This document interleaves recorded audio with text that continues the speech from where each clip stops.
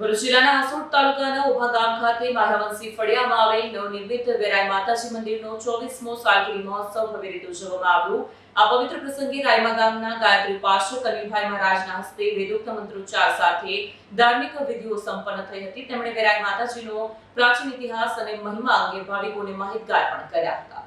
હાસોટ તાલુકાના ઉભા ગામ ખાતે માયાવંશી ફળિયામાં આવેલ નવનિર્મિત વેરાઈ માતાજી મંદિરનો 24મો સાલગીરી મહોત્સવ ભવ્ય રીતે ઉજવવામાં આવ્યો।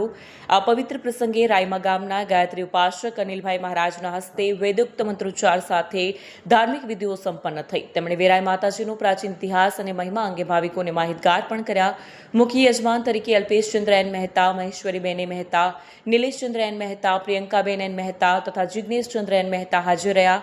ભાવિકોએ માતાજીની ધજા, ચૂંદડી અને શ્રીફળની પૂજા અર્ચના કરી ધ્વજારોહણમાં ભાગ લીધો।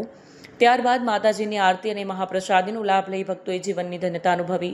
રાત્રિના સમયે ભોજન અને સંતવાણીનો ધાર્મિક કાર્યક્રમ પણ યોજાયો। લોકવાયકા મુજબ લાખો લોકોની આસ્થા અને શ્રદ્ધાનું પ્રતીક એવા વેરાઈ માતાજીના મંદિરે ભક્તોમાં વિશેષ આકર્ષણ જમાવ્યું હતું।